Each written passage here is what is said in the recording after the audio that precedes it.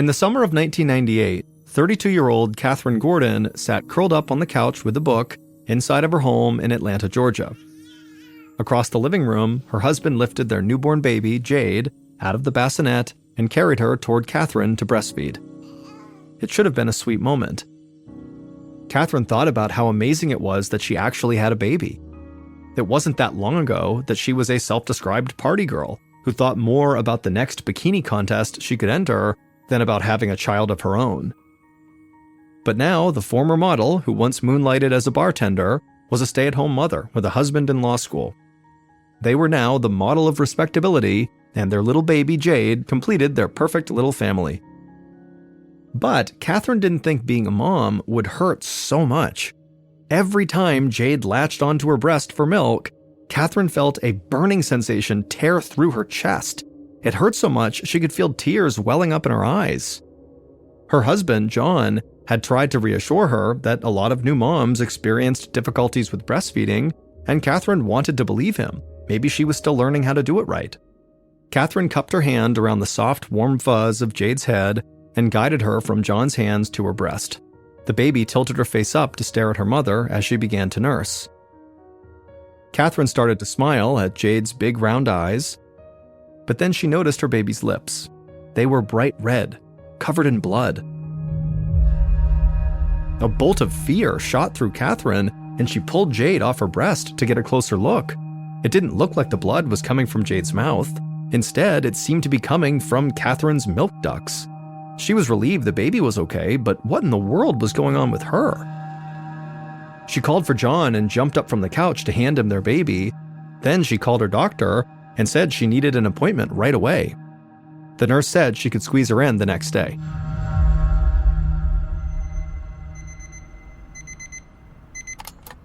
By the next morning, Catherine was exhausted. She'd barely slept the night before, between waking up for the baby and also worrying about what was happening with her breasts. If it wasn't for the pain in her chest, she might have fallen asleep right there. But her doctor, the same OBGYN who had delivered Jade a month earlier, could not have been kinder. She asked Catherine questions about her pain and carefully examined her breast to pinpoint where the pain was coming from. She also had Catherine produce some milk for analysis in the lab. Then she smiled and explained that Catherine had mastitis, a bacterial infection that targets breast tissue, causing it to swell. The swelling put pressure on Catherine's milk ducts, which led to the pain Catherine felt when she fed Jade. It also led to the bleeding. Mastitis is a very common illness that affects many new mothers, and it's easy to fix with antibiotics. The doctor promised that once Catherine finished taking the medication for 10 days, she'd be back to normal. Catherine exhaled in relief, but something was still bothering her that she needed to share. She told the doctor that 10 years ago, she had gotten breast implants while she was working as a swimwear model in Virginia Beach, Virginia. At the time, Catherine had been excited to get them. They gave her such a full figure that she won beauty contests all over the region. But now, Catherine wondered if the procedure could have caused any problems with breastfeeding her baby. The doctor promised Catherine the infection had nothing to do with the implants. This seemed like a totally ordinary case of mastitis, and she was sure Catherine would feel better after taking the antibiotics. Catherine thanked the doctor and headed home to tell John, hopeful that she would soon feel better.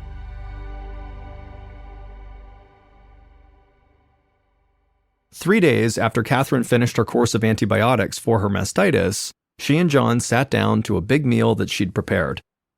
Catherine was feeling great and had put Jade down to sleep with no problems earlier in the evening. The antibiotics had taken away all the pain from breastfeeding, and she'd even felt good enough to go to the gym earlier in the week. It was rare these days that Catherine and John got to spend time alone, and now John was very eager to tell his wife about his busy day. Besides attending law school, John also managed a chain of restaurants and bars, so he was juggling a lot. He had always been a type A personality, never satisfied unless he had a new challenge. Catherine had worked hard too, both as a model and then also a sales rep, but now she was content to look after their home and be with the baby. She sometimes thought that there was something a little invisible about being a stay-at-home mom, but she still cherished this time with Jade, even if she did sometimes feel like she was just her husband's cheerleader. A few minutes into dinner, Catherine began to feel extremely tired.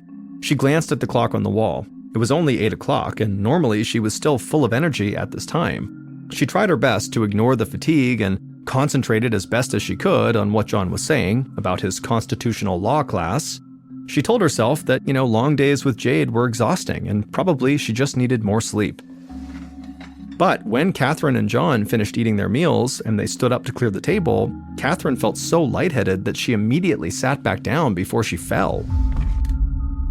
As she sat there collecting herself, Catherine realized that her muscles were beginning to ache too.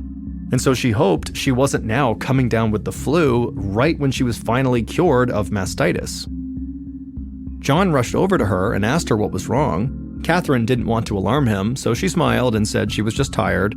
He squeezed her hand and told her he would clean up. She should just go to bed and get some rest. Catherine nodded and slowly got up and walked to the bedroom, hoping she'd feel back to normal in the morning. A month later, Catherine limped back into the waiting room of her OBGYN's office. She had tried for weeks to get better on her own, hoping that her healthy eating habits and drinking lots of fresh juice would speed up her recovery, but no matter what she did, it didn't help. She just kept getting worse. These days, her fatigue and aching muscles were making it so hard to get out of bed in the morning, and recently her joints had started to feel hot and tender. Catherine now relied on a group of friends to help her care for the baby all day and make meals, while John started handling more of the house cleaning and Jade's nightly feedings. Catherine felt so guilty. She knew that her mysterious symptoms were making John's life way harder and kind of testing his patience. John was trying to be a good husband and help out around the house, but Catherine found it impossible to keep from criticizing him when he left a dirty dish in the sink or a paper out of place. Catherine couldn't help that she was a perfectionist, and she knew it totally grated on him when she asked so much of him while saying that she was just too tired and achy to keep the house organized herself. Catherine knew something was wrong, and it probably was not mastitis. She was hoping the doctor could help her figure out what was really wrong so she could start feeling like herself again. As Catherine sat on the examining table in her hospital gown, the doctor flipped through the pages of her medical chart and told her what she saw. Catherine's vital signs were normal. Her blood work was normal. She didn't have a major disease like cancer or heart disease, and she didn't have a minor one like mastitis either. In fact, as far as the doctor could see, there was nothing physically wrong with Catherine at all. Then she asked Catherine how she was feeling mentally and if everything was all right at home. Catherine admitted that things were a bit tense these days between her and John, and she explained that her fatigue was making it really hard to take care of her baby.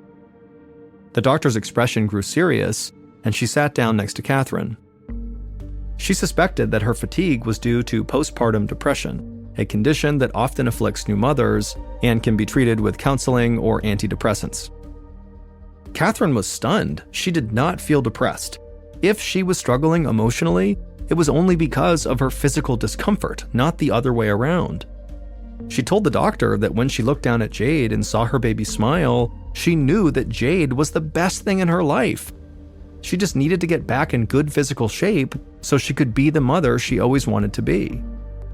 But the doctor made it clear that Catherine had it wrong. She was confident that the best way for Catherine to get better was to be treated not by her, not by the doctor's office, but by a therapist. Catherine always considered herself the kind of person who speaks up for herself. If someone didn't take her seriously, it made her angry, and she often said so. But this time, as a tired new mom in a hospital gown that didn't quite cover her back, Catherine just fell silent.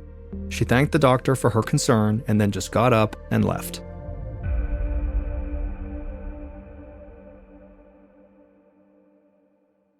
The next day, Catherine was at home playing with Jade on a mat next to the couch. She was dressed in her workout clothes and waiting for a babysitter to arrive. Even though she still felt achy and exhausted basically all of the time, she was determined to get back to the gym. She'd felt good working out while she recovered from mastitis, so she hoped that some gentle exercise would help her get her body back under control. A few minutes later, the doorbell rang. Catherine let in the babysitter and kissed Jade goodbye. Then she slowly headed out to her car to drive to the gym.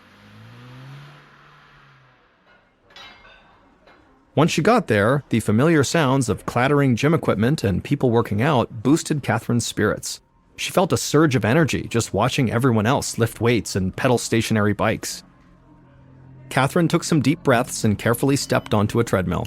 She set the machine to a moderate walking pace and started out slowly, savoring the feeling of movement after weeks of basically being inactive.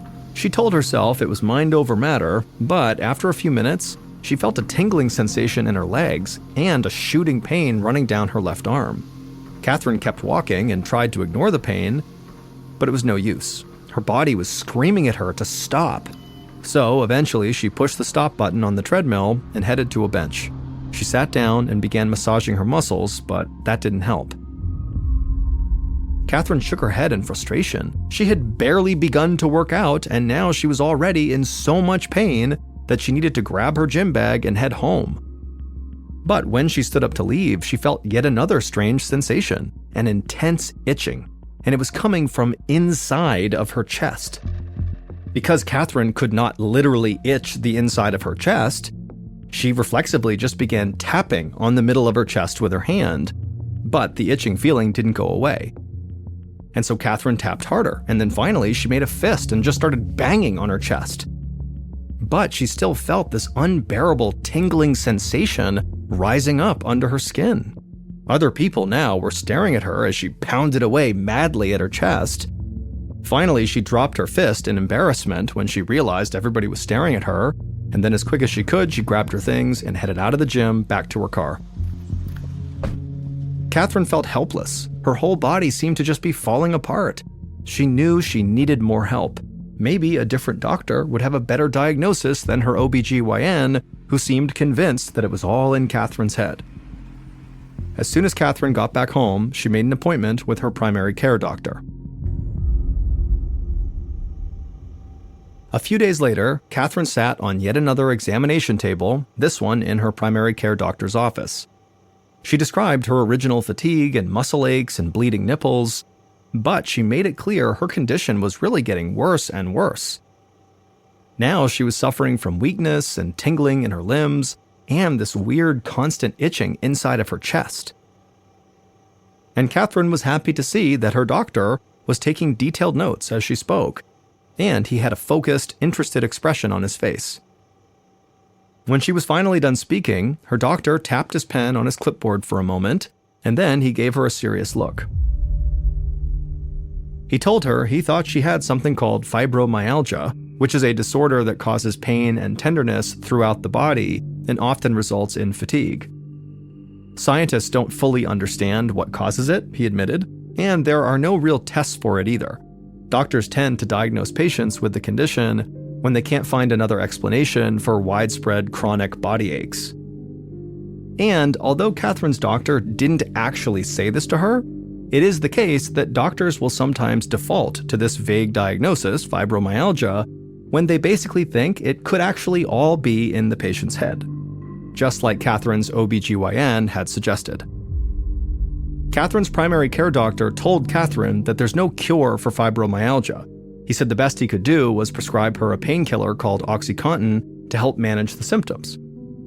And so Catherine was relieved to finally hear that something was physically wrong with her, even though it was frightening to hear that there was no cure. But still, it didn't seem like all of her symptoms could be explained away by this fibromyalgia. And so Catherine asked if there were any more tests he could run or anything he could do at all to try to figure out any of the underlying reasons behind her pain. But the doctor shook his head and said no, and then stood up to end the appointment. He said the OxyContin would help her feel better, and that was the best he could do. And so as Catherine left his office, she started to feel like, once again, a doctor was casually writing off her symptoms rather than seriously looking into the root cause. She didn't know if she believed the fibromyalgia diagnosis any more than the postpartum depression diagnosis, and she wasn't sure she wanted to start taking OxyContin, which can be very addictive. Because even if it did help mask her symptoms, she knew it wouldn't actually help cure the underlying reason behind them. She wanted a cure, not just a temporary fix. Still, Catherine was enough of a dutiful patient that she did go to the pharmacy and she picked up the 4 pill bottles that were waiting for her, just in case. 2 months later, Catherine laid on the couch, completely exhausted. She had decided to follow her intuition and not take the OxyContin, but now her symptoms were getting so much worse. The aches were deeper in her muscles, the joint pain felt hotter and sharper, the numbness, tingling, and itching inside of her chest were nearly constant. On top of that, she was getting more tired than ever. She had just put Jade to bed, and now she didn't even have the energy to make dinner. So John was heating up some leftover pizza for them to eat. Catherine eventually heard the beep of the microwave, and so she dragged herself out to the kitchen. She winced in pain as she sat at the table while John silently served them their food. Catherine could tell he was mad, but she didn't really know what to say, so she just sat there quietly while they ate, and then she got up to do the dishes. But Catherine was in so much pain that she had to grip the side of the counter for support. John watched her silently and just shook his head. Then he told her that she had been complaining of aches and weakness for months, but she refused to do anything about it. 2 doctors had given her a diagnosis, but she had just rejected both and refused to follow their advice. He was exhausted too, and at his wits' end, trying to understand what was going on with his wife. In fact, he wasn't even sure there was anything actually wrong with her. Before she could say anything, John turned and walked out of the room. Catherine stood at the counter for another minute and then stumbled to a kitchen chair and just sat there crying for what felt like hours. Finally, she stopped crying and dried her face off with a napkin and told herself that she couldn't give up yet. Maybe there was still an answer for her out there, and even if she didn't have her husband's support, she'd continue to look for answers alone. She had to keep trying for Jade.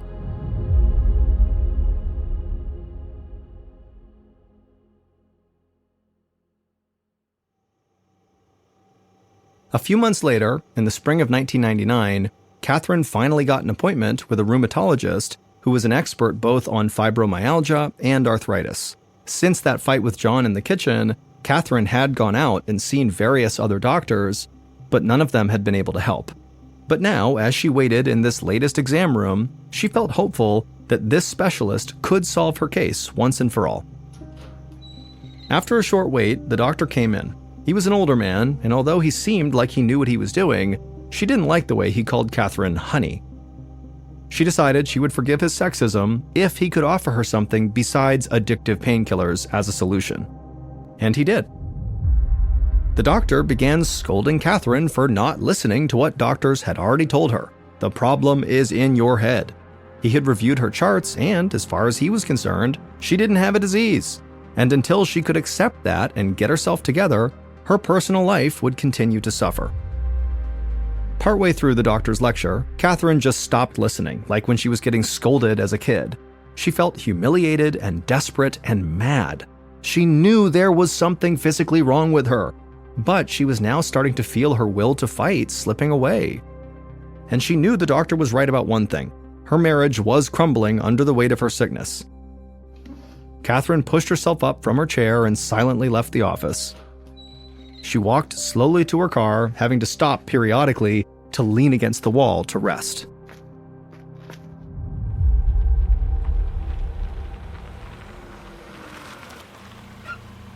When Catherine got home, she paid the babysitter and put Jade in the playpen in the living room.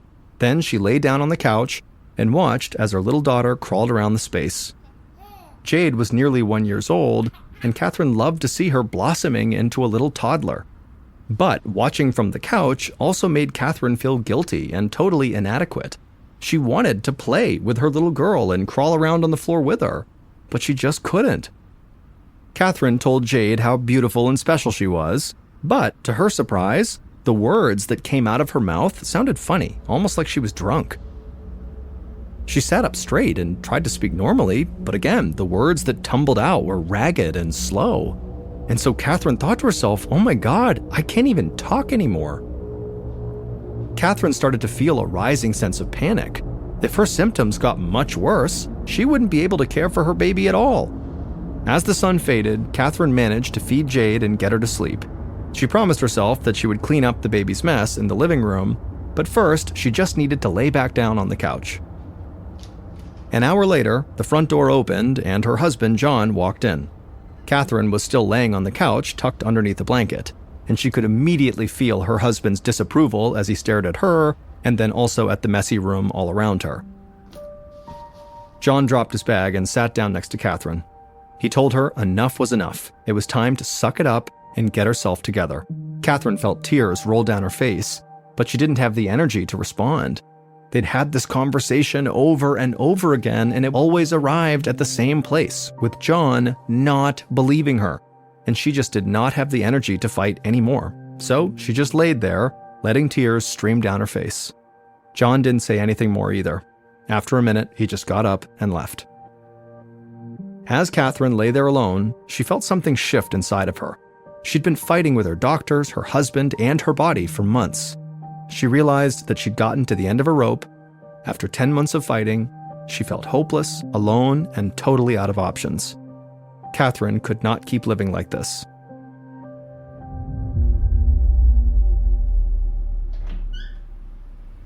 That night, Catherine dragged herself into the bathroom and opened the medicine cabinet to get her toothbrush. Her 4 unopened bottles of OxyContin were standing on the glass shelf. She realized the pills would be more than enough to end her life. Catherine closed the cabinet, hobbled over to the bed, and crawled under the covers. As she tossed and turned, she kept thinking about those bottles of OxyContin. She looked over at John, who was sound asleep. She didn't want to leave him and Jade alone, but she just couldn't bear the pain anymore. She was done. Tonight, she would sleep beside her husband for the last time. The next day, she'd make sure Jade was with someone, and while John was at law school, she would overdose on her pills. Catherine closed her eyes, satisfied that she finally had a plan. Then she fell into a deep sleep. But as she slept, Catherine had a strange dream. A jumble of images flickered through her mind, like some broken film reel. She couldn't make sense of what they meant, and then she heard a voice. It was deep and powerful and cut through all the chaos of her dream. The voice told her that there was something poisonous growing inside of her that needed to come out. Catherine bolted upright, her heart pounding in her chest. The dream felt so real that suddenly she felt like she could taste poison in her mouth. Catherine suddenly knew that she had just gotten a message that could save her life. The next day, Catherine sat in the waiting room of yet another doctor's office. This time, she was meeting with a surgeon named Susan Kolb. The voice in Catherine's dream had told her that whatever this poison was in her body, it needed to come out, like be surgically removed. And Catherine was almost positive she knew what it was. Now she just needed to convince a surgeon to actually perform the surgery. Catherine described her symptoms to the surgeon for what felt like the millionth time. When she mentioned the shooting pain in her arm, Dr. Kolb stopped her. She said she'd seen those symptoms before, and they weren't caused by postpartum depression or fibromyalgia. Dr. Kolb was pretty sure she knew what was making Catherine sick. It was exactly what the voice in Catherine's dream had said it was. But there was no way to know for sure without actually doing surgery. She needed to visually confirm her diagnosis, and no amount of imaging from MRI or CT scans would be enough. She would have to cut Catherine open in the hope that she was right, exposing her to all the risks of surgery from bleeding to infection to organ damage. Catherine felt a surge of fear and also hope. The prospect of undergoing serious surgery was terrifying, but far less so than the prospect of continuing to get weaker and sicker. So she took a deep breath and told Dr. Kolb to please schedule her for the soonest available time slot.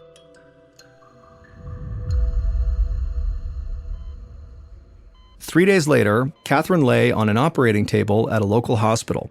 Dr. Kolb stood at her side and asked if she had any last questions or doubts before they began the procedure. Catherine confirmed that she didn't, and Dr. Kolb nodded to the anesthesiologist. They stepped forward and put some drugs into Catherine's IV. Dr. Kolb waited until Catherine was in a deep sleep before reaching for her scalpel. Then she made a quick incision in Catherine's skin, revealing the fatty tissue beneath. With precise and careful strokes, she continued to cut deeper and deeper. She kept going until her knife was underneath Catherine's pectoralis major muscle, the largest muscle in the chest.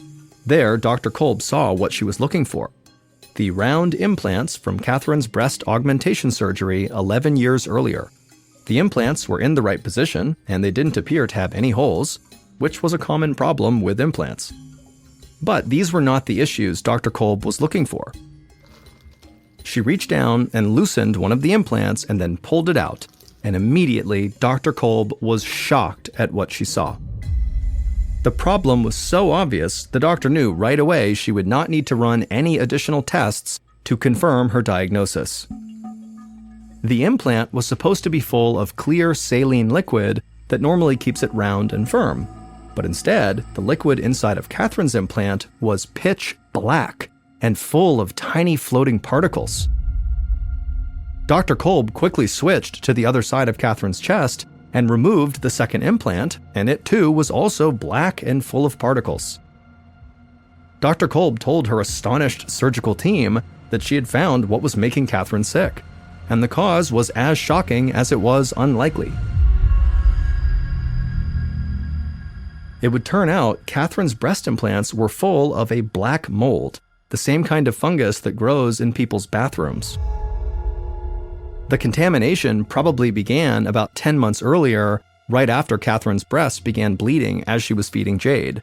She really did have mastitis then, but the antibiotics that her doctor had given her to treat it had caused a brand new problem. The drugs had cleared up the mastitis, but they did their job almost too well.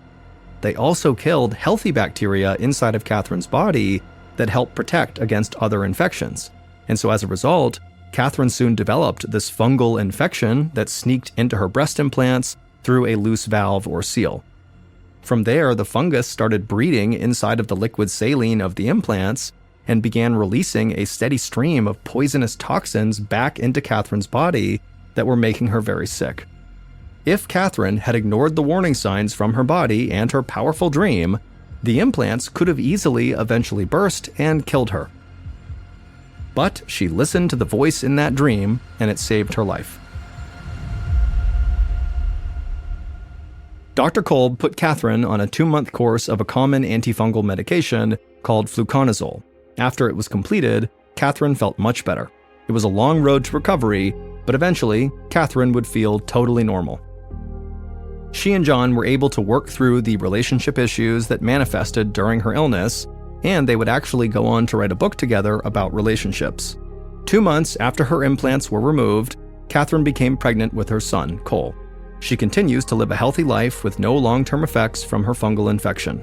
The FDA now requires that breast implant manufacturers include prominent boxed warnings and updated recommendations designed to detect leaks in the implants.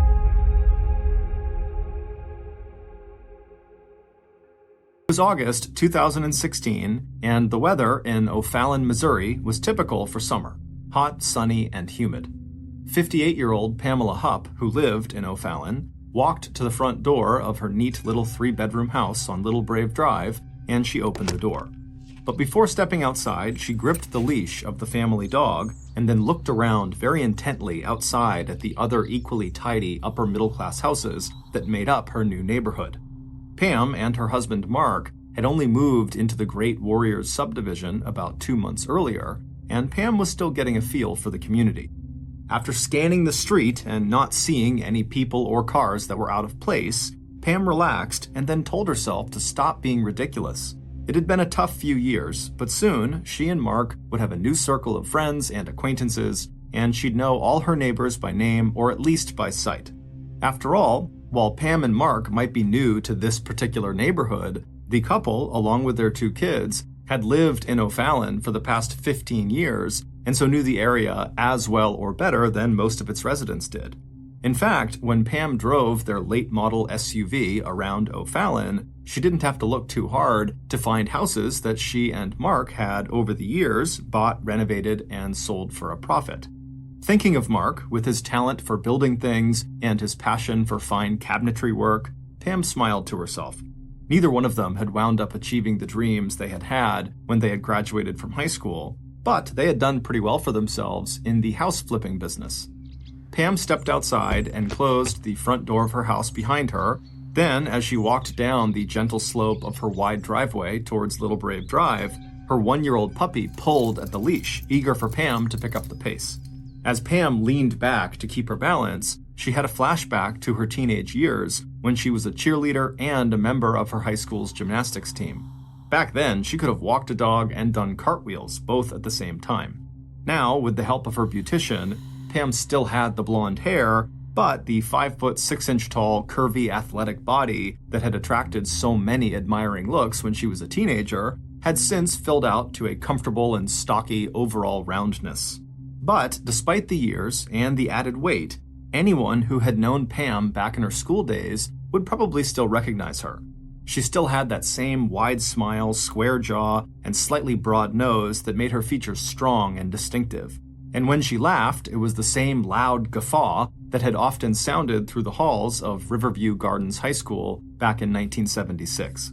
But Pam hadn't just been a good athlete, she'd also been a good student who got good grades. And going into her senior year of high school, she had been just as excited as her classmates about heading off to college. Except that a few of the admiring glances she got back in high school came from one of the most popular and good-looking boys at her school. And shortly after he had invited Pam to their senior prom, Pam wound up pregnant with his child. And 3 months later, Pam was married to him. And by the time her friends were packing their bags for college or some other post-high school adventure, Pam was spending her days inside of a small apartment looking after a very demanding baby. The marriage had lasted 6 years, and while it only took Pam 4 months after that divorce to marry another man, her second choice in husbands had been a lot better than her first. The second husband, Mark Hupp, was a quiet and very likable guy who was 4 years younger than Pam. He had graduated from the University of Missouri in St. Louis, then was drafted by the Texas Rangers professional baseball organization, who promptly sent him to play on their minor league team. But like Pam's dream of going to college, Mark's dream of eventually getting called up from the minor leagues to the major league club, the Texas Rangers, never happened. So Mark had left baseball and fallen back onto his carpentry skills. And in 1987, the family of 3 added another member when Pam gave birth to their son, Travis. 2 years after that, Pam and Mark had surprised their families by packing up their young family and heading 1,200 miles south to Florida. For Pam, it had been the adventure of a lifetime. She and Mark had settled in Naples, Florida, where they bought and flipped a couple of houses, and they bought and sold some other properties. Pam went back to school and earned a degree in internet technology, and for 10 years, the Hupps enjoyed a comfortable life in the southwestern part of the Sunshine State. Now, using her free hand to push her short hair off of her hot neck, Pam couldn't help thinking about how much had changed since those early days. Even though Pam and Mark and the kids had enjoyed their time in Florida, both Mark and Pam missed their home state of Missouri. So when Pam's mother, who still lived in Missouri, started experiencing early signs of Alzheimer's, Mark and Pam felt that they needed to head back home and be closer to her. Alzheimer's is a brain disorder that slowly destroys memory and thinking skills, and eventually it destroys the ability to carry out even simple tasks like eating. So, in 2001, the Hupps sold their properties in Florida and moved back to Missouri, where they settled in O'Fallon. Once they were back, Pam had worked on and off for years selling life insurance policies for State Farm Insurance Company, while Mark continued to build up their real estate business. 9 years later, in 2010, Pam had filed for disability payments due to neck, back, and leg pain, but when her application was turned down, she just joined Mark full-time in the house flipping business. Now, their daughter and son both had promising careers of their own, and with the responsibilities of hands-on parenting behind Pam and Mark, Pam was hoping that this latest move to their new home on Little Brave Drive in O'Fallon would be their last. She wanted to settle down there. A sudden bark brought Pam's attention snapping back to her dog. She wondered how she would stop and have casual conversations to get to know her new neighbors if her dog was constantly barking and pulling her like this from one tree or bush to the next. A second later, Pam gave herself a mental shake. She had never had any trouble making friends. And if worry over a rambunctious dog was the worst of her problems, then maybe her life really was finally turning around and getting back to normal. Because for Pam, the last 5 years had not been normal at all. In fact, they'd been among the most difficult years in Pam's life. The difficult period had started back in January of 2010, 9 years after they had left Florida to return home to Missouri. That's when one of Pam's best friends, a woman named Betsy Faria, had been diagnosed with cancer. Pam had met Betsy when both women were working at State Farm Insurance back in 2002 and 2003. Even though Betsy was younger than Pam by 10 years, the two of them had similar outgoing and fun-loving personalities. Betsy even had her own side gig as a DJ, a little business she called Party Starters. As they had gotten to know each other, Betsy had come to rely on Pam as a confidant, telling the older woman all about the ups and downs in Betsy's marriage, which included a couple of lengthy separations from her husband. Once Pam had left State Farm in 2003, the two women naturally had less contact with each other, but they still kept in touch. In 2010, after Betsy was diagnosed with breast cancer, Pam and Betsy began spending more time together, and soon Pam was one of Betsy's core people who stood by her side and rallied behind her and her family during such a difficult time. And then later that same year, when the news came in that Betsy's cancer had gone into remission, Pam could not have been happier. But that happiness turned out to be very short-lived. Less than a year later, tragedy had struck again. Betsy's cancer was back, and this time it had spread into her liver. In late November 2011, doctors told Betsy, the bubbly and fun-loving mother of two daughters, that best-case scenario, she had maybe 3 to 5 years left to live. And that was only if Betsy undertook yet another course of aggressive and debilitating chemotherapy. And then, just a little more than 1 month after that dire prognosis, and only 2 days after Christmas, Betsy's family and friends received the terrible and shocking news. Betsy was dead. However, it was not cancer that killed her. On the night of December 27, 2011, the day Betsy died, police near the Farias' home in Troy, just a half-hour north of O'Fallon, had received a frantic 911 call from Betsy's husband, Russ, who told police that his wife had committed suicide. But when police arrived at the scene and saw Betsy, they knew there was no way she could have killed herself. While Betsy had been lying on her couch that evening at about 7:30 p.m., someone had taken a kitchen knife, walked over to where Betsy was probably sleeping, and just started stabbing her. And not once or twice. Whoever had stabbed Betsy had just kept on stabbing her body over and over and over again, plunging the knife into her back, her chest, her neck, her face, her arms. And then when Betsy had rolled off the couch onto the ground, the killer had grabbed her wrists and begun slashing away at them. By the time the killer was finished, Betsy would be left with 56 significant stab wounds across her body. Betsy's husband, Russ, would tell investigators that he had spent the evening with friends who lived 30 minutes away, and then when he got home around 9 p.m., that was when he saw Betsy on the floor. He told investigators that he simply didn't notice the 50-plus stab wounds all over her body. Instead, he just saw the slash marks on her wrist and assumed she had committed suicide. But investigators were not buying his story. And 8 days later, police arrested Russ for murder. And at the trial that followed, Pam had been called by the state prosecutor to testify against Betsy's husband, providing information about the couple's marital problems in the years leading up to Betsy's death.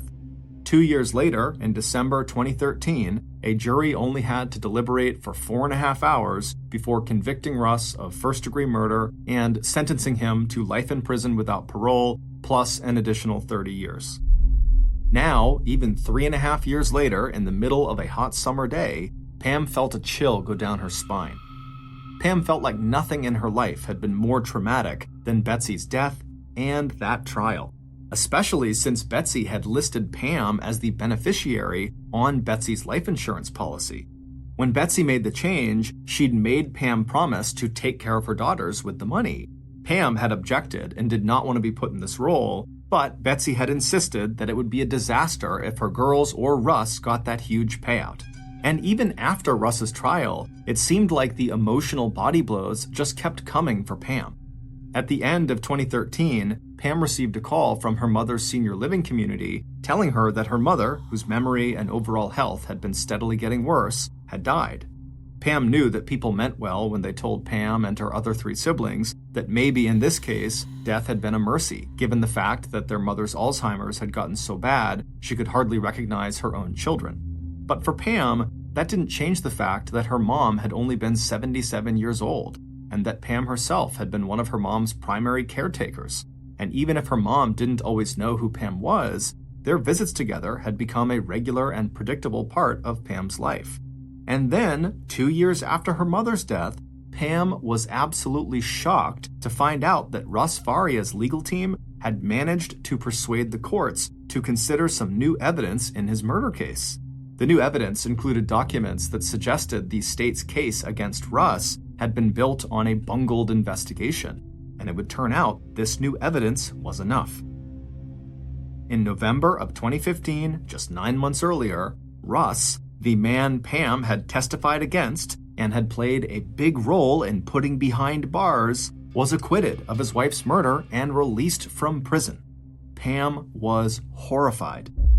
With Russ now free, she couldn't help but feel scared all the time. Would Russ try to hurt her now, to get revenge for her testimony against him?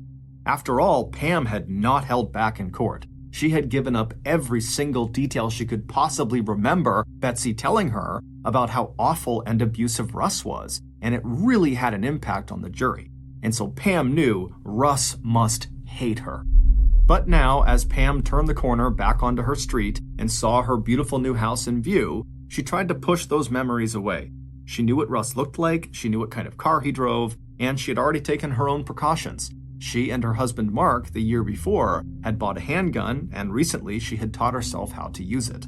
With one last look up and down her street, Pam hustled up her driveway with her dog, then opened her front door, stepped inside, and then shut and locked the door behind them.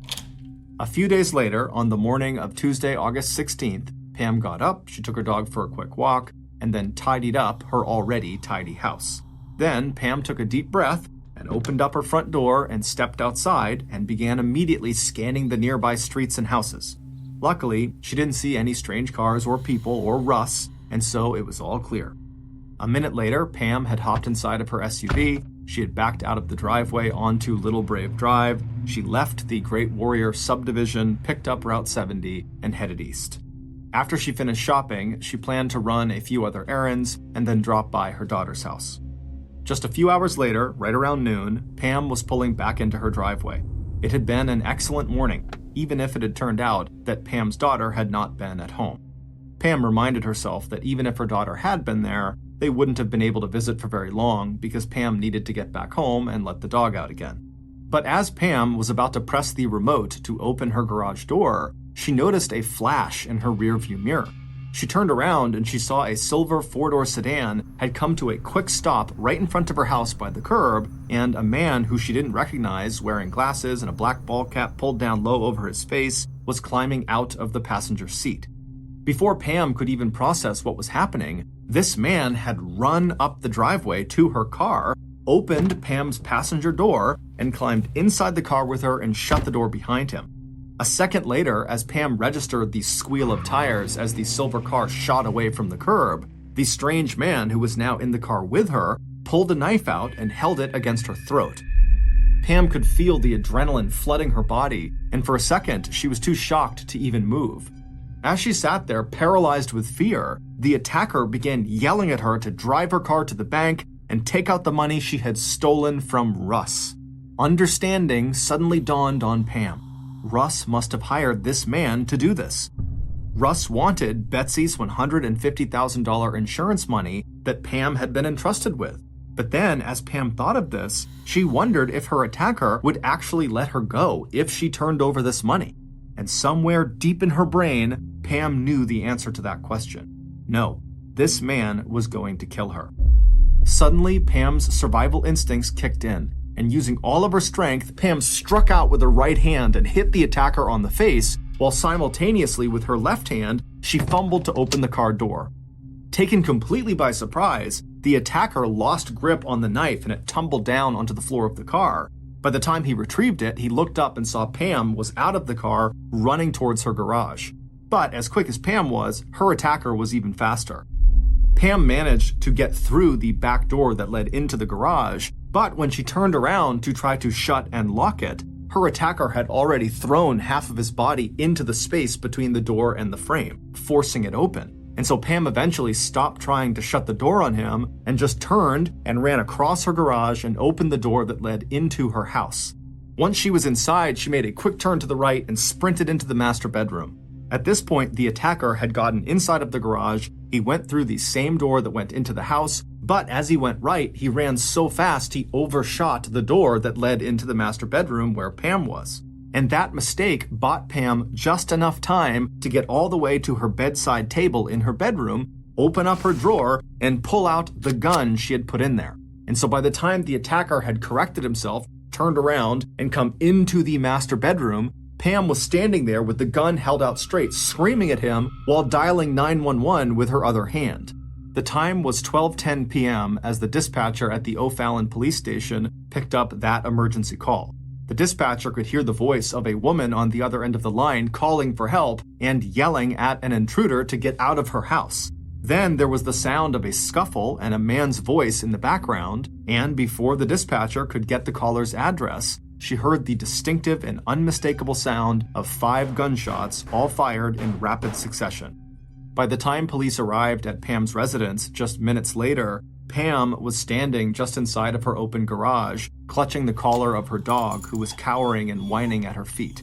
And inside of her house, the man who had just attempted to kidnap and rob her was dead.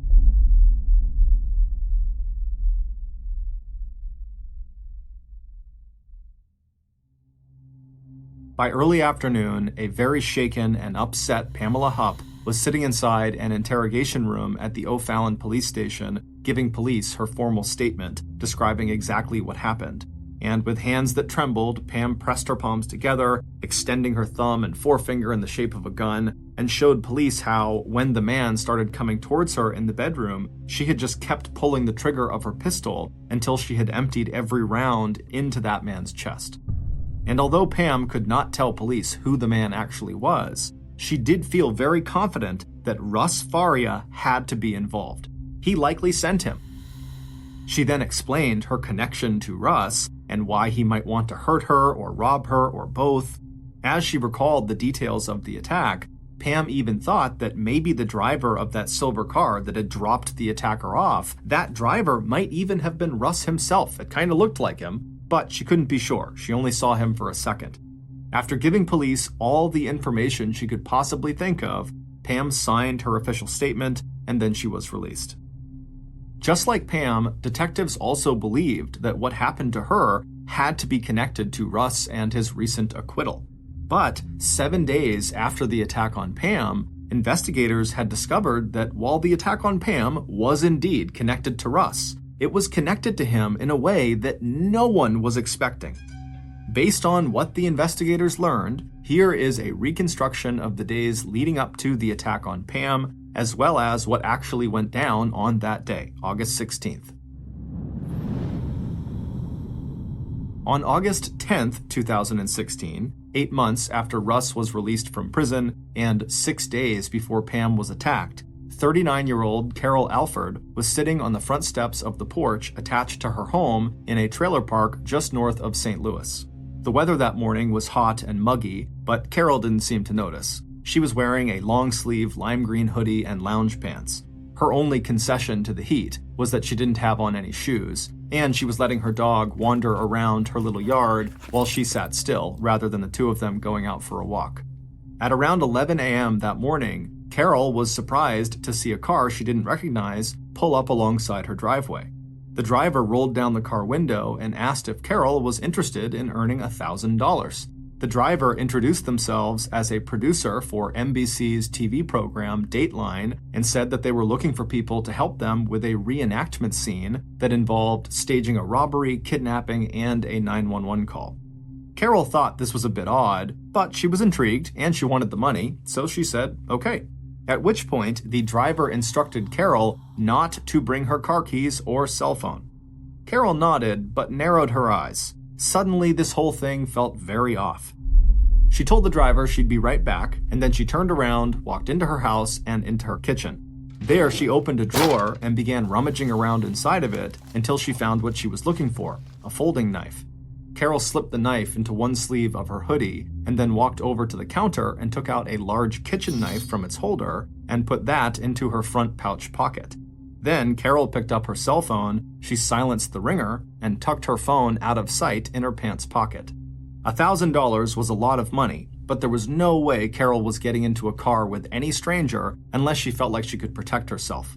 And so Carol, now armed with 2 weapons and her phone, walked back outside and climbed into the car. As the driver pulled back onto the road, they told Carol that they were doing the reenactment at a location that was just behind a nearby strip mall. But after driving for only a few minutes, Carol suddenly felt like she had made a terrible choice and she needed to get out of that car immediately. So she told the driver that they needed to go back to her house for just a minute because Carol had forgotten to put on her shoes before getting into the car. The driver looked over at Carol's feet, and sure enough, Carol did not have any shoes on, and even though the driver was really annoyed by this, they agreed to go back to Carol's trailer.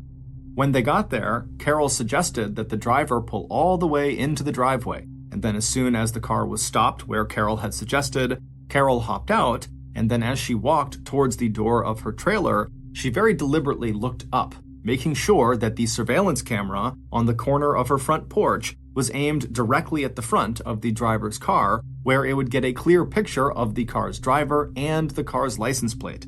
Carol would go inside of her trailer home and then come out a minute later, still barefoot. She approached the driver and said she changed her mind and did not want to do the gig after all. And then Carol looked again, very deliberately, at the security camera that was now peering down directly on both of them. And then Carol turned around and stared at the driver, suspicion written all over Carol's face. As the driver looked at the camera, Carol stepped back and pulled out her cell phone and showed it to the driver and said, "Yeah, I am going to call the police, and yes, that is a security camera and it's watching you." Without a word, the driver rolled up the window, pulled back out onto the narrow road, and drove away. And true to her word, Carol would call the St. Charles County Police. She told the emergency dispatcher that she just had a very strange encounter with someone claiming to be a Dateline producer, and Carol just wanted the police to know about it. 6 days later, on the morning of August 16th, the day Pam was attacked, the driver who had approached Carol decided to try a different neighborhood further to the south. 40 minutes later, the driver rolled up to a complex of plain 2-story brick buildings separated by strips of lawn and central sidewalks. Scanning the scattering of chairs along the various entryways to the apartments, the driver spotted a young man sitting in the shade, legs outstretched in front of him, head tilted back as he looked up at the cloudy sky. In this man's world, $1,000 was a lot of money. He had 2 young children and not much in the way of income or excitement. So, when the driver rolled down the window of their car and explained that they were a Dateline producer looking for someone to reenact a robbery, kidnapping, and 911 call in exchange for what seemed like a small fortune, the young man did not hesitate. A minute later, the young man had hopped into the car, and then on the 17-mile drive west to Pam Hupp's house on Little Brave Drive, the driver of the car carefully explained exactly what they wanted the young man to do. "When you get there, tell her to give you the money. Make her drive you to the bank and get it for you," the driver told Lewis. "She's gonna try to make a call to 911, and things might get a little physical, but remember, tell her you are there to get the money. That's the most important part." By the time the car reached Pam Hupp's house, the driver's actor for the day was excited and ready to play his part in this reenactment. Little did he know, he was walking into a trap. After the young man had barged into Pam's bedroom, he had tried to follow the script and say the lines that the driver had told him to use, but as he did, he looked up and saw Pam was not only on the phone with 911, but was also holding a gun in her other hand, and she was aiming it at his chest. The young man, believing this must just be part of the reenactment, continued to try to say his lines, but at the same time he began backpedaling into the hall. But before he got there, Pam began pulling the trigger.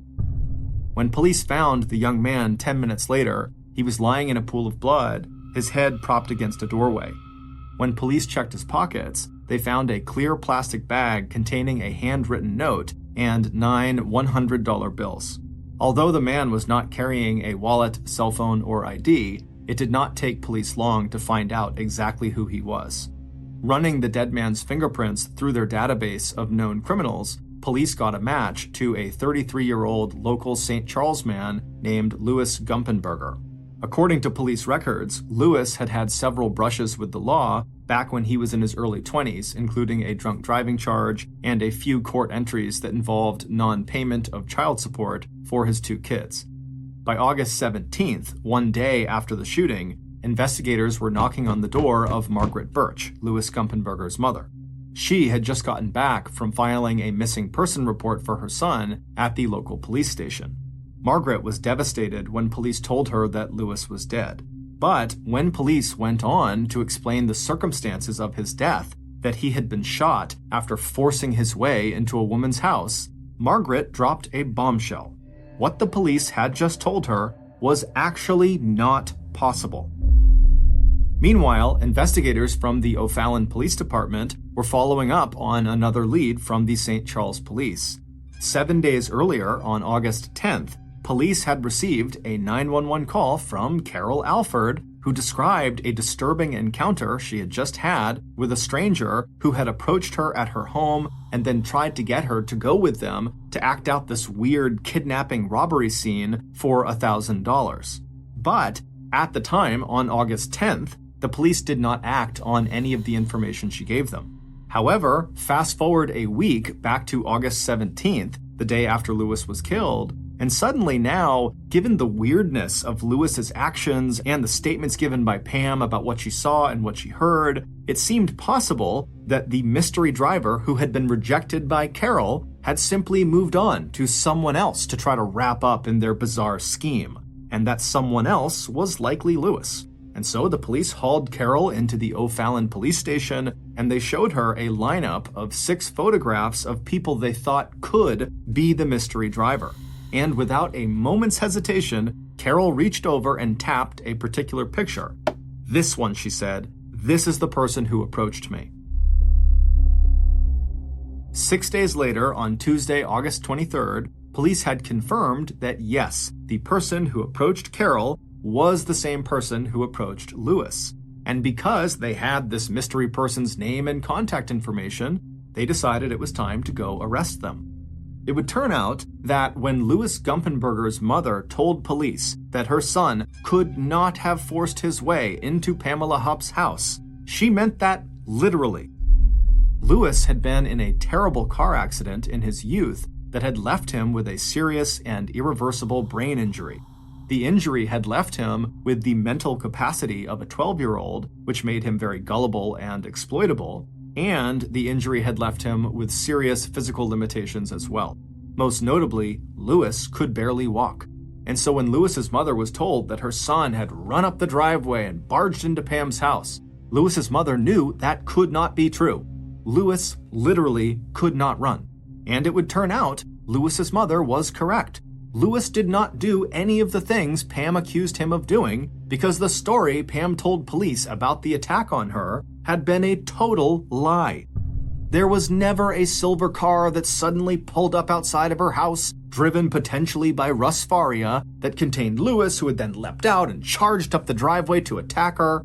What really happened was Pam, aka the mystery driver, had become totally paranoid after Russ was let out of jail. And so, in her crazed, paranoid state, she decided she had to take drastic action to put him behind bars again to protect herself. And so she put together this very elaborate scheme to frame Russ for murder. Then she began looking around town for someone to kill. And she found Carol first, but Carol did not fall for the trap. And so Pam kept looking. And a few days later, she found Louis. And Louis immediately took the bait.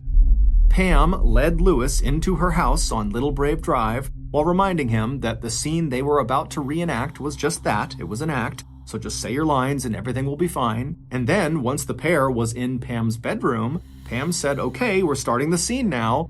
And at that point, Louis began trying to say his lines, while Pam called 911 and turned away from Louis and fished her gun out of the bedside drawer.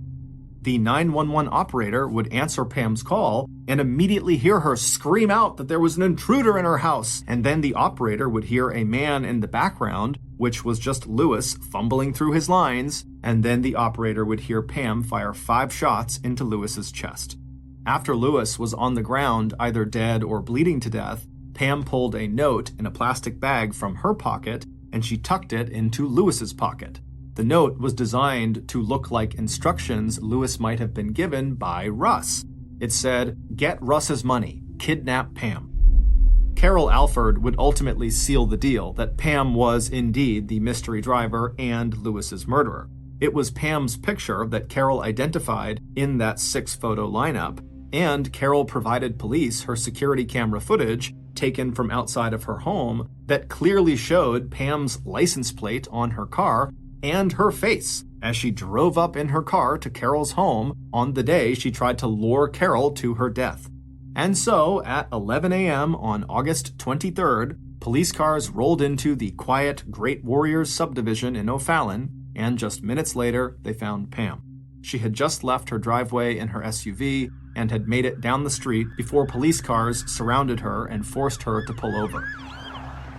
Moments later, police approached Pam's vehicle and told her that she was under arrest for the first-degree premeditated murder of Louis Gumpenberger.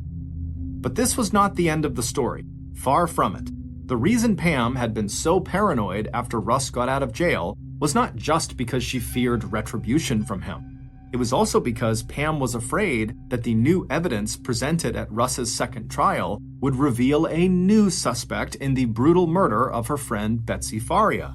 And that new suspect was Pam herself, the beneficiary of Betsy's $150,000 life insurance policy, a policy that Pam had cashed and then given absolutely none of to Betsy's family. And not only had that life insurance policy been officially signed over to Pam 4 days before Betsy was killed, but also Pam, not Russ, had been the last person to see Betsy Faria alive. 5 years earlier, on December 27, 2011, the night Betsy was killed, it was Pam who had driven Betsy home that evening from her chemotherapy appointment.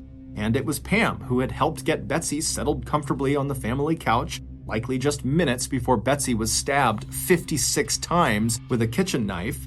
And right after that violent and gruesome murder, it was Pam who fed overly willing prosecutors unsubstantiated allegations that Pam claimed Betsy told her in confidence that painted Russ Faria as an abusive and violent spouse.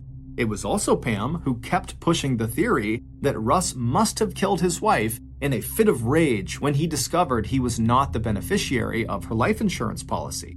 And it was also Pam who kept elaborating on that story and bringing in even more damning testimony about Russ to the state's lead prosecutor, and the prosecution team ate it all up. But Russ knew Pam had been lying the whole time, and so immediately after Russ was acquitted and freed from prison, he directed his lawyers and the press to look at all the evidence in his wife's murder case again.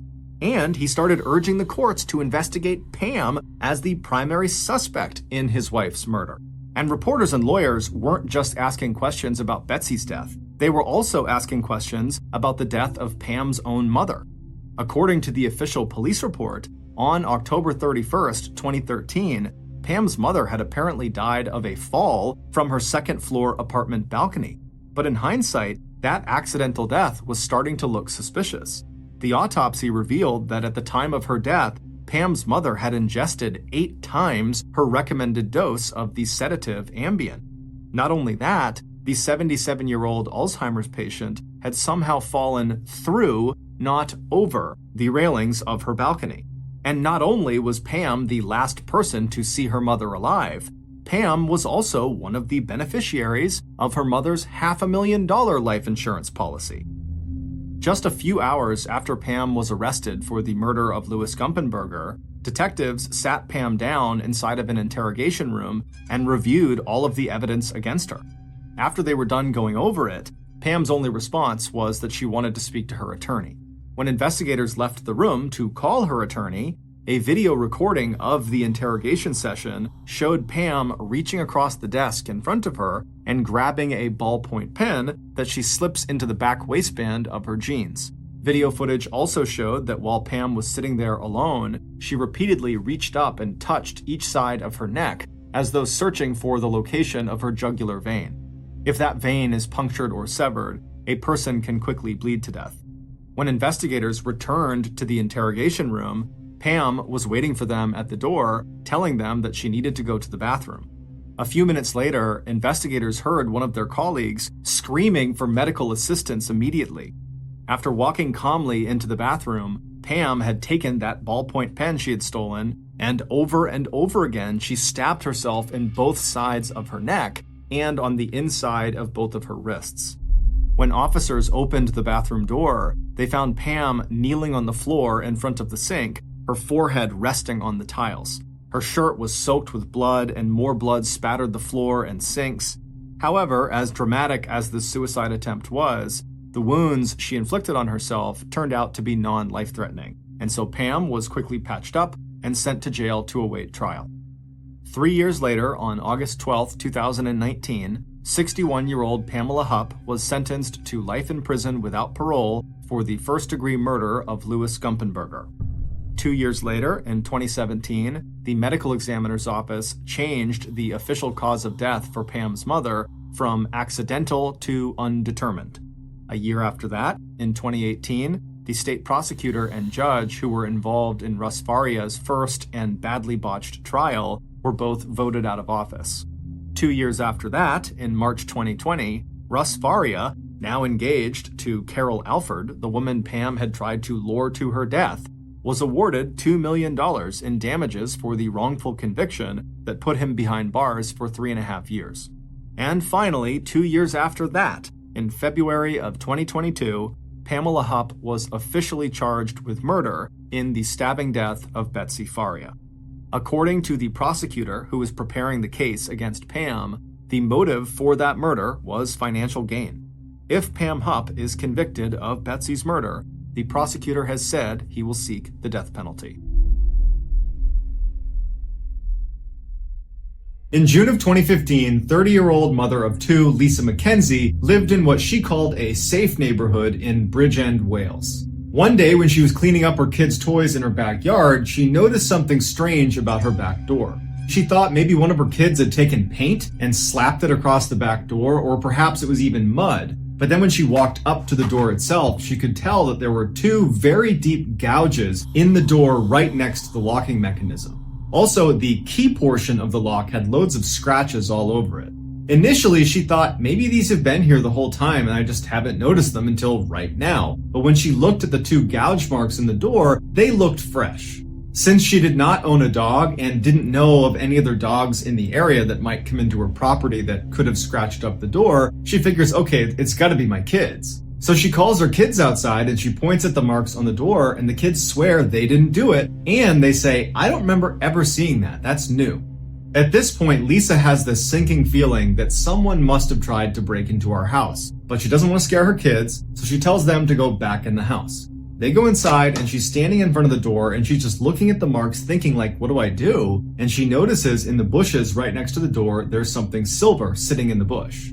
She bent down and picked up a wire that she immediately recognized as a windshield wiper insert, because she had recently had to replace her windshield wipers because one of the inserts was missing. She also noticed this wire that was very rigid had been bent up at the end like a hook. And it was at this point that Lisa went from maybe someone's trying to break in to definitely someone just tried to break in. They're using the wire from my windshield to try to defeat the lock. Lisa didn't make much money, but with the money she did have, she went out and got the most expensive, sophisticated surveillance camera that she could put on the back of her house to monitor that back door. And in addition to the camera, starting that night, Lisa began compulsively checking every door, every lock, every window, everything that could secure the house. She would check 3, 4, 5 times before going to bed every single night. And then the next morning, she would get up and she would review the footage from the night before. And for the next several weeks, no one tried to break into her house. There was no suspicious activity recorded on the camera. Everything was normal. Until Monday, July 13th, when she woke up and noticed her back gate, not her door, but the gate leading into her yard, was slightly open. Now, because she was obsessively checking every door, every window, every lock, that included that gate. Meaning the night before, she had triple checked that that gate was shut and locked. So for it to be open right now meant something had happened the night before. And so without even going outside, she goes right to her security camera footage, and she would say that what she saw made her physically ill. Earlier that morning at 1:15 a.m., an unknown man wearing a rain jacket and gloves walks up to the back of their house and puts his hands and his face right up against the window and starts looking in the window.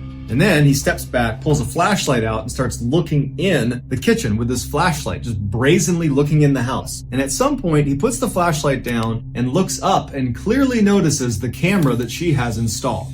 He looks at it for a minute and then just kind of shrugs and goes right back to shining his light into the kitchen before going around to the door itself and trying the door and fidgeting with the door to open it. It was locked. He goes to the window, he tries to open the window, it's locked, and he would make his way down the side of the house trying to open all of the windows until walking around to the back side of the house where there wasn't a camera. And then when he couldn't open any of the windows or doors because Lisa was diligent about locking everything, he must have just given up and left. Lisa's horrified. She gets in touch with police. She shows them the footage, but unfortunately, his face was kind of obscured in the video, and so they were never able to identify him.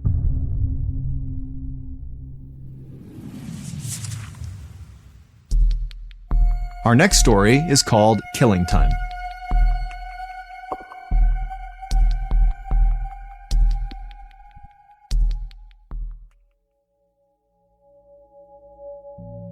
Missy Beavers was a wife, a mother of 3 girls, and a hardcore fitness instructor. She lived in Midlothian, Texas, and she taught a fitness boot camp out of a local church at least 1 day a week, every week. Missy was extremely bubbly and outgoing, and everybody seemed to really like her, and her personality really shined on social media, where she was an avid Facebook user, often posting multiple times a day, every day of the week. Missy would post information about upcoming fitness classes, either that she was teaching or that she was simply participating in. She would also post her own fitness regimen and her diet. She was just very focused on health. She also shared fairly personal things, like pictures of her family and where they were going and what they were up to. And she left her personal cell phone right on her Facebook page. So clearly, Missy was fine with kind of being out there. On April 17th, 2016, there was a weather report that came in that the next day there was going to be really, really heavy rain, in particular in the morning. And Missy's class was scheduled for the next morning at 5 a.m., and she started getting calls and text messages from the people who were going to that class asking, is this class still going to happen? By 7:55 p.m. that night, so many people had asked about it that she decided to just put a public post on her Facebook page addressing the weather. And it just said, if it's raining, we're still training, no excuses, you are gladiators.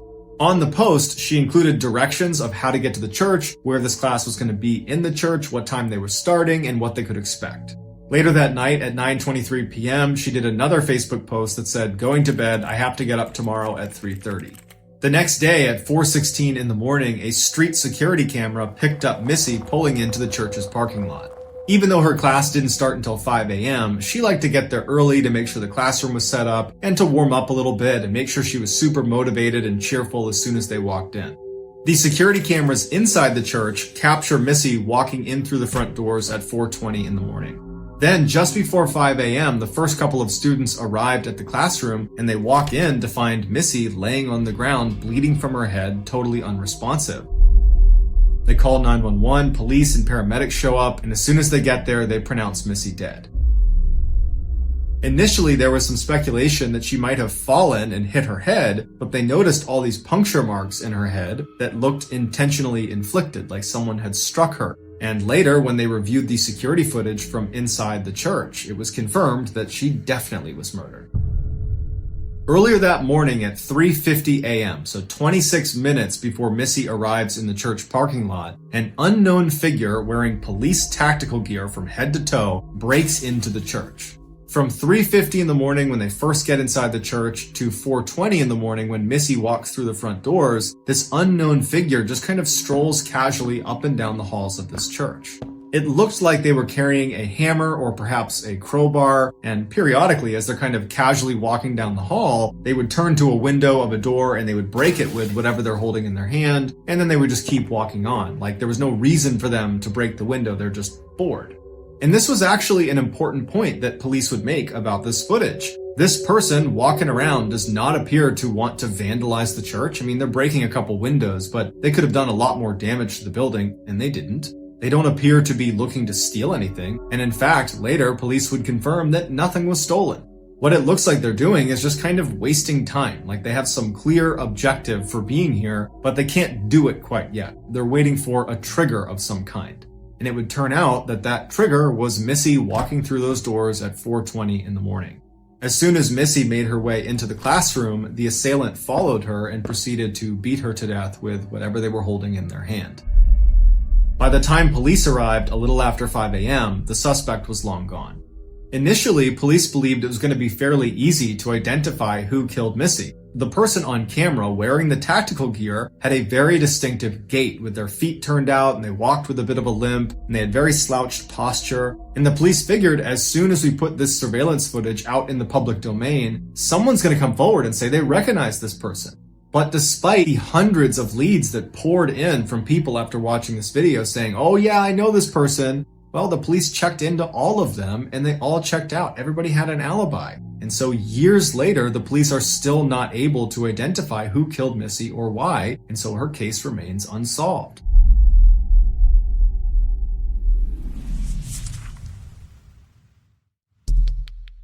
The next and final story of today's episode is called Eye in the Sky.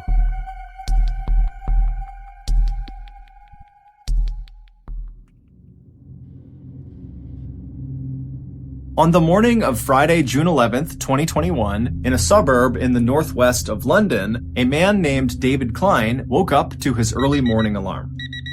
David rolled out of bed, he got dressed, and he very carefully made his way downstairs to start getting ready for work.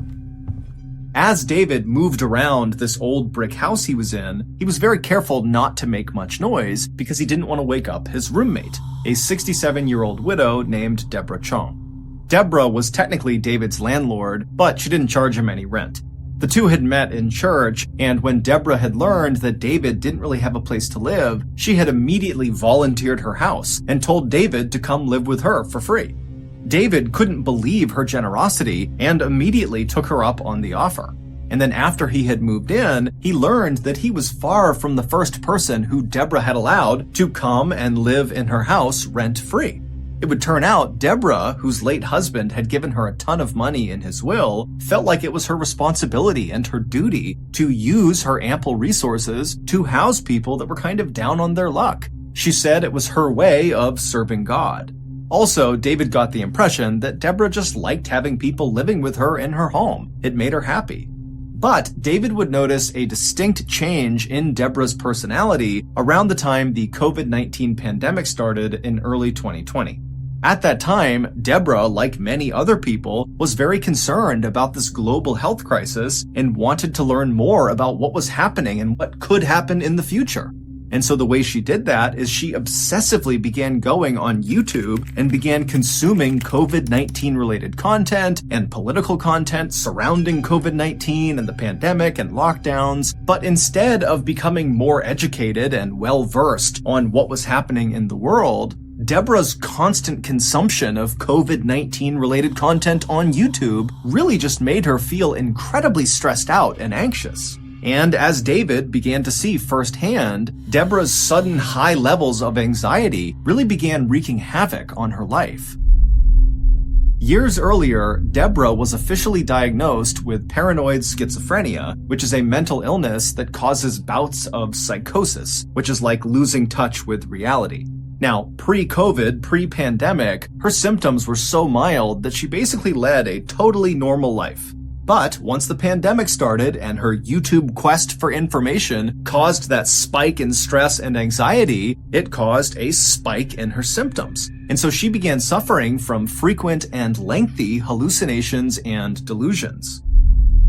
One time, David came home from work, and when he went inside the house, he found Deborah sitting at the kitchen table, diligently writing these handwritten letters to various British public figures. And when David asked her what she was doing, she explained to him that these British public figures were speaking directly to her through the YouTube videos she was watching, and so these handwritten letters were her response letters back to these public figures.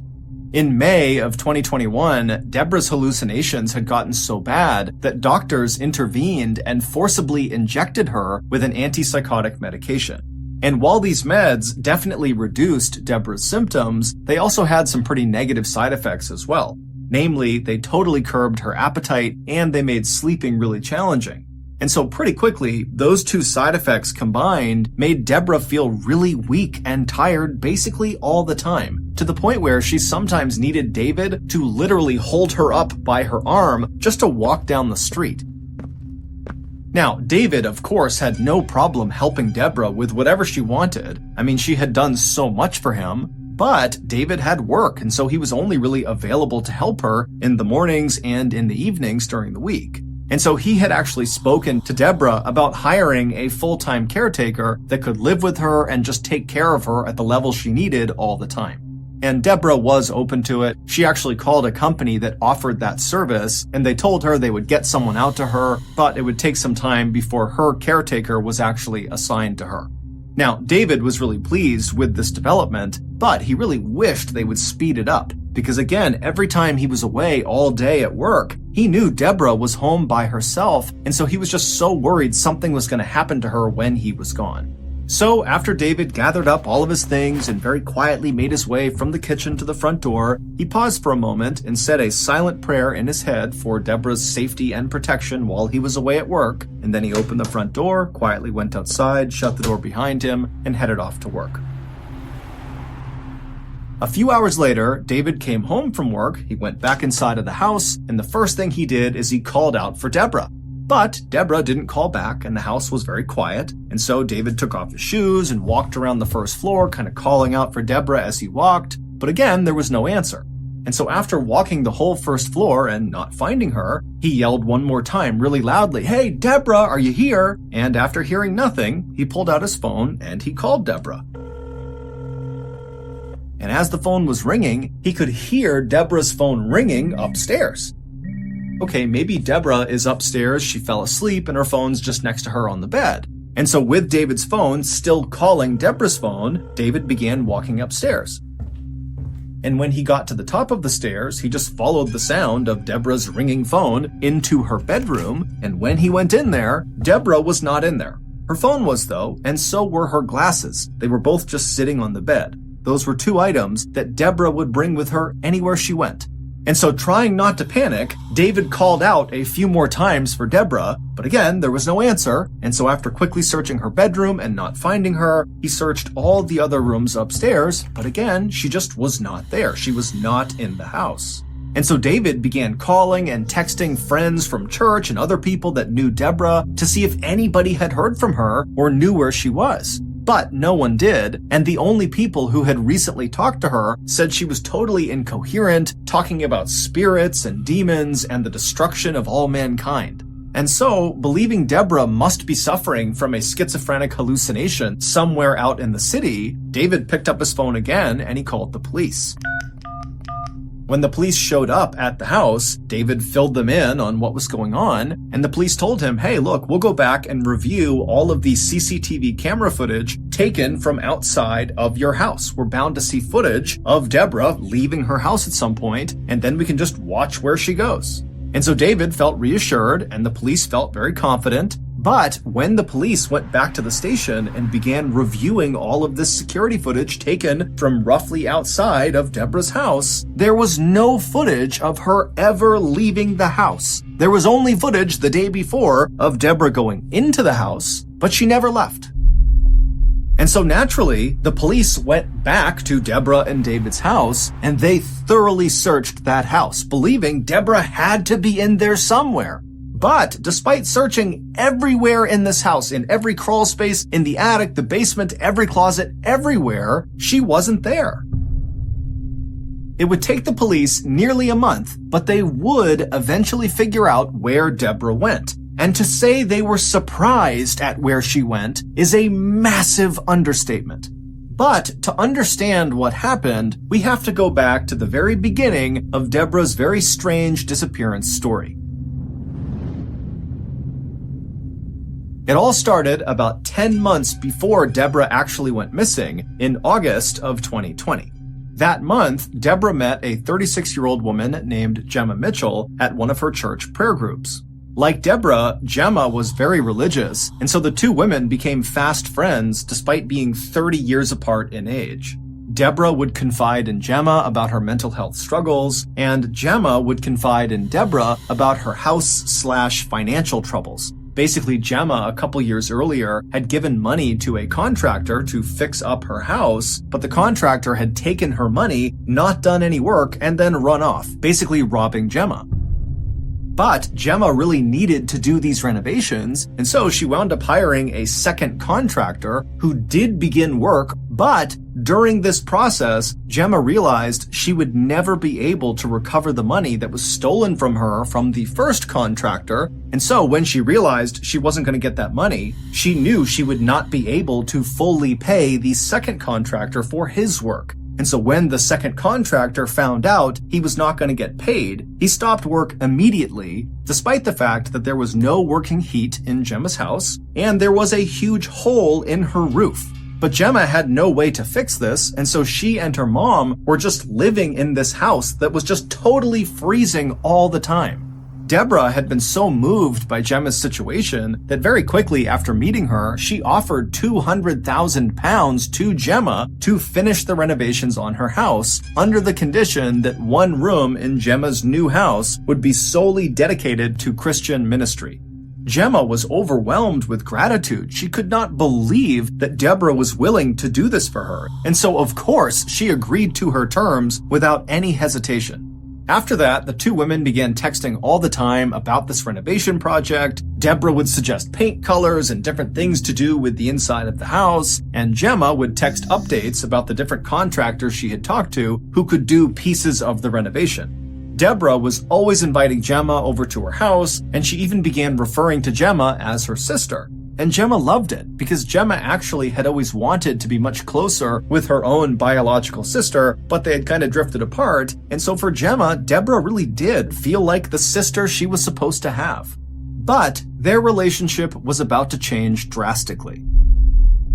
In May of 2021, so 8 months after the two women met for the first time, and 1 month before Deborah would vanish, Deborah was forcibly injected with that antipsychotic medication in order to combat her paranoid schizophrenia. And right after Deborah got this injection, she began treating Gemma totally differently. She basically stopped communicating altogether with Gemma, and then in the rare times she would text Gemma, it was just to berate her about being a hoarder or being too messy and sloppy. Gemma didn't really know what to make of her friend's new behavior, but she knew, Deborah was going through a really tough time, and so Gemma just kind of took the abuse and didn't say anything. When Gemma did try to talk to Deborah by asking about the renovation project, which was quickly approaching on the horizon, Deborah would tell Gemma not to talk about it, that it was too stressful and just don't bring it up again. And then one day, Deborah just called Gemma out of the blue and said, "I'm not funding the renovation anymore, it's over, you're on your own."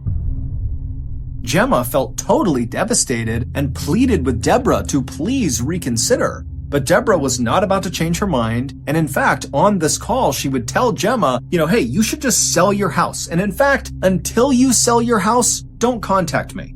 And then Deborah hung up. Gemma didn't know what to do. She felt like she really could not sell her house because it was kind of like a family heirloom that had been passed down for generations, and so it just felt wrong to sell it. But on the other hand, without help, she would never have enough money to fix the house up. And so she was totally stuck, and she felt like her only option was to go to Deborah and have one more conversation and just really plead her case and see if maybe there was some chance Deborah would change her mind. So, on the morning of June 11th, 2021, so this is the day that Deborah goes missing, Gemma showed up on Deborah's porch and rang her doorbell. She arrived just after David had left for work. A few moments later, Deborah slowly made her way to the door. She opened it up. She saw Gemma out there and asked, what's going on? And Gemma just very politely said, "Would you please let me come in? And can we just talk one more time about the renovation?" And Deborah, who was not very enthused at the idea of having this conversation, said, "You know what? Okay, come on in." And so Gemma would go inside, and the two women would go sit down, and they'd exchange some pleasantries. And then at some point, when there was a break in the conversation, Gemma brought up the renovation. She had actually written out this whole speech about how incredible Deborah was and how these renovations, if they went through with them, would mean so much to her, Gemma, and her family. But as Gemma is going through this pitch, Deborah just cuts her off and says, "Gemma, I'm sorry, but my decision is final. I am not paying for the renovation. I'm sorry." A little while later, both Gemma and Deborah would leave Deborah's house. And there actually is CCTV footage that shows the pair walking on Deborah's street right outside of her house. However, the reason the police did not flag this footage when they first were scanning all of that footage to figure out where Deborah went is because when you watch the footage of the two women together, it actually only looks like one person. It looks like Gemma. But Gemma is wheeling a huge suitcase right behind her, and as it would turn out, Deborah was inside of it. It's assumed that after Deborah was forcibly given that antipsychotic medication for her paranoid schizophrenia, that it really leveled her out. She was suddenly thinking very clearly for the first time in months. And in this clear state of mind, it's believed she realized the 200,000-pound gift she was giving to Gemma, someone she barely knew, was a bad decision. And so she just wanted to back out of it. And so, back inside of Deborah's house, when Deborah and Gemma are sitting there, and Gemma is doing her speech to try to convince Deborah to change her mind, and Deborah is saying, "No, my final answer is no, it's over," that's when Gemma snapped. She grabbed a blunt object, we don't know what it was, and she smashed Deborah right over the skull and fractured her skull, causing Deborah to fall unconscious and slump onto the floor. And then Gemma leapt on top of Deborah's unconscious body. Gemma pulled out a knife and cut Deborah's head off. And then afterward, Gemma cleaned up all the blood in the house and then stuffed Deborah's body and head into that big suitcase. And then after Gemma stole several legal documents and a copy of Deborah's will, she walked out of Deborah's house with Deborah in the suitcase behind her. Gemma would walk with Deborah all the way back to her house, and then she would leave the suitcase, with Deborah still inside of it, in her backyard. She would just leave it there for 2 weeks, and then after those 2 weeks, Gemma would take the suitcase again, still with Deborah's body inside of it, and transport it 250 miles away to a seaside town where she would dump it. And in that seaside town, some vacationers would discover Deborah's body and call it in to the police. On July 6th, 2021, police would arrest Gemma on suspicion of murder. When they arrested her, they showed up at her house and used a battering ram to smash in her front door, and then when the door finally literally smashed open, Gemma was just standing there waiting for the police, as if she knew this was going to happen and she's just waiting to be taken away. When the police would actually go into Deborah's house and search it, they would find a fake copy of Deborah's will where all of Deborah's estate was handed over to Gemma and Gemma's mother. In October of 2022, Gemma was found guilty of murder and sentenced to life in prison with a minimum term of 34 years. To this day, Gemma insists she did not kill Deborah.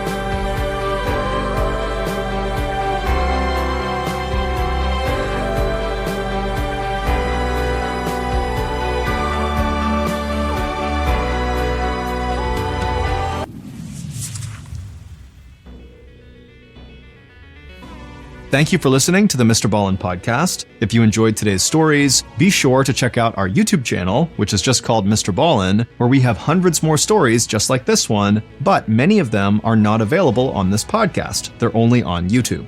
Again, the YouTube channel is just called MrBallen's. So that's going to do it. I really appreciate your support. Until next time, see ya.